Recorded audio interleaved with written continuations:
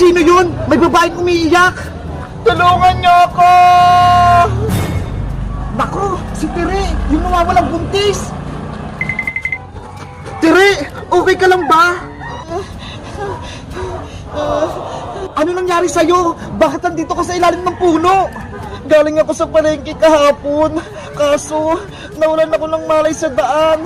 Pagising ko, gabi na. May malaking tao akong nakita. Pero, iniwanan din ako kaagad. Mabuti okay ka na. Kahapon ka pa hinanap ng asawa mo. Pati mga kaibigan mo. Kamusta yung anak ko si Leila? Malusog ba yung baby ko? Wala naman ako nakitang baby dito Nasaan ba yung anak niya? Tanod! Nasaan na yung anak ko? Gusto ko siyang mayakap! Ibigay mo siya sa akin! Tere, pasensya na, pero wala akong makitang baby dito. Ano pang pinagsasabi mo? Katabi ko yung anak ko! Inanak ko siya kagabi! Lagot! Baka naengkanto na yung baby ni Tere! Kinuha ng aswang! Leila, anak! Nasaan ka? Kumalma ka, Tere! Wala yung anak mo dito! Hindi pwede! Gusto ko makita yung anak ko! Maring Tere! Nandyan ka pala! Kahapon ka pa namin hinahanap! Si Tang! Tulungan mo ko! Yung anak ko! Nawawala! Ano? Bakit? Paano nangyari? Hinahanap niya yung anak niya, pero wala akong makita. Siya lang nadatan ko nakahiga. Oo nga! Wala na yung malaking tiyan ni Tere! Nakanak na siya, pero wala yung baby! Si Tang, pinangangambahan ko, baka kinuha na ng aswang yung baby niya. Kinuha ng engkanto. Awawa naman si Maring Tere kung ganun. Maring si Tang, hanapin niyo yung anak ko. Gusto ko siyang makita. Baka may masama na sa kanya nangyari. Maring Tere, wala yung anak mo. Wala siya dito. Hindi pwedeng mangyari to. May naalala ka ba? Gusto niyo nagpaanak sa'yo, Maring Tere? Ang natatandaan ko lang, may isang taong malaking lumapit sa akin kagabi. May itim siya, mahaba yung buhok. Bakit ang dilim? Wala akong makita. Nasaan ako? Kawawa ka naman. Hindi ka nabuntis. Hindi na kita kailangan. Sino ka? Tulungan mo ko. Yung baby kong si Laila, lalabas na. Wala ka ng anak. Kinain ko na. Kaya iiwan na kita. Tapos, anong sumunod nangyari? Hindi ko maalala. Hindi ko narinig na umiyak yung baby ko. Patay! Tama nga yung hinahala ko. Baka kinain ng aswang yung baby niya. Tumigil ka nga, Manong Tanod. Huwag mo na iparinig na kay Maring Tere. Malulungkot siya. Si Tang, tulungan mo akong maghanap. Kailangan kong makita yung anak kong si Leila. Maring Tere, huwag ka muna maglakad. Baka mabinat ka. Kung hindi niyo ako tutulungan, ako na lang maghanap mag-isa.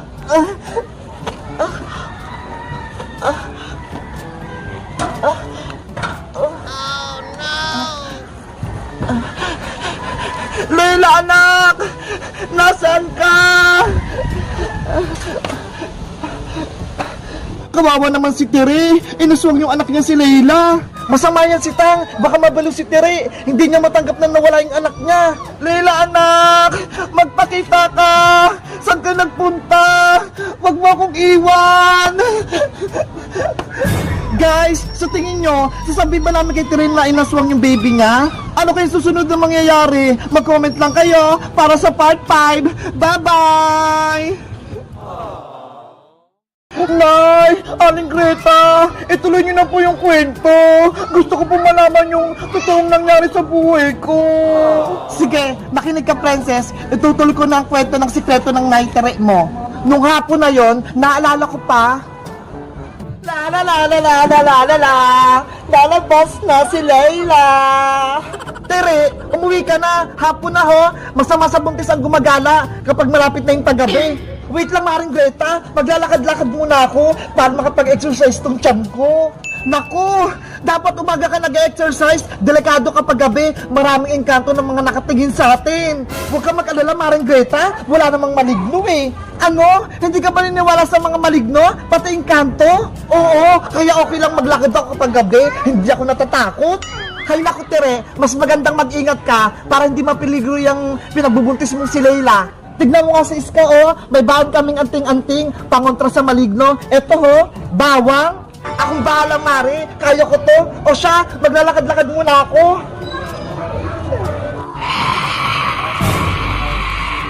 Tara, Iska, umuwi na din tayo. Baka may nagmamasid na maligno. Leila, anak, pupunta tayo sa palengke. Bibili tayo ng ulam.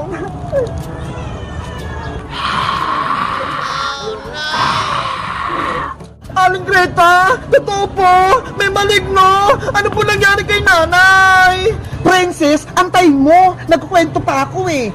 Tapusin niyo na po kasi, Aling Greta. Naawa po kay nanay eh. Ano po nangyari sa pinagbubuntis niya? Princess anak, wag mo na kasing alamin. Ang mahalaga, nandito ka sa akin. Ako yung nanay mo. Hindi ako titigil, Nay, hanggat hindi ko nalalaman yung totoo. Huwag ka kasi sabat-sabat, Princess. Nagkukwento pa ako eh, para matapos na. Sige po, Aling Greta. Tapusin niyo na po. Hindi na po ako mag-iingay. O siya, makinig ka. Habang papauwi si Maring Tere, dumaan siya sa tulay.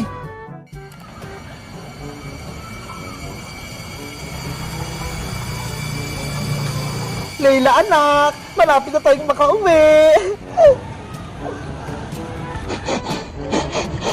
Malapit ng mga anak ang babae.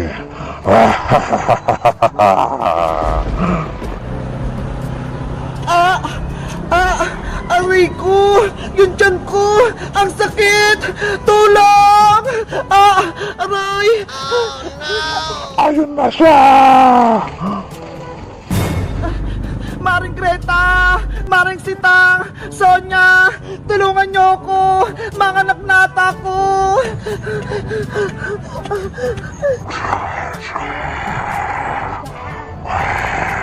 Sino yon? Parang may tao ah! Hirap na ako! Hindi na ako makalakad! Oras ko na para kunin ang bata. Leila anak, malapit ka nang lumabas. Makikita na rin kita. Tulong! Ayun, nakatulog na yung buntis. Kukunin ko ang laman ng kanyang tiyan.